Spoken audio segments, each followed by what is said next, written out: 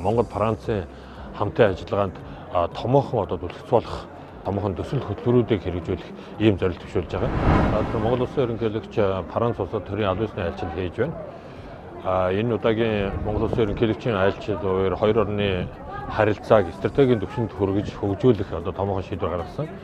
За мөн Монгол Улсын ерөнхийлөгч гадаад айлчил хийх хүрээндээ бол гадаадын хөрөнгө оруулалтыг татах, харилцаа ашигтай хамтын ажиллагааг хөгжүүлэх, эдийн засгийн хамтын ажиллагаанд ихэнх ашиг хөндлөө гэж байгаа. Түүний нэг тод илрүүл Францад айлчилсан энэ ажил үеэр Монгол Улсын Францын хөдөө ажилтны тангамтай хамтарч бизнес форум зохион байгуулж Монголын даалгавраа аж ахуйн нэгжийн 100 гаруй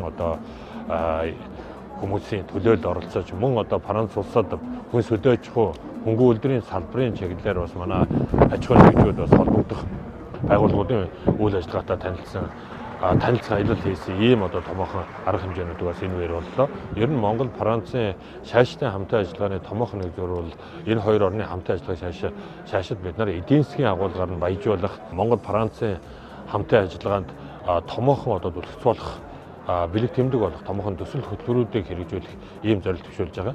За энэний гол томоохон салбар бол мэдээж хөдөө аж ахуйн салбар, хүнсний салбар байгаа. Хүнс хөдөө аж ахуйн салбарынхаа техник технологи, инновацийн хувьд бол Франц бол дэлхийд хамгийн алдартай хамгийн өндөр техник технологи хөгжсөн ийм орнуудын нэг. Тийм учраас Франц улстай энэ салбарт идэвхтэй хамтын ажиллагаа өрнүүлэх чиглэлээр ажиллаж байна.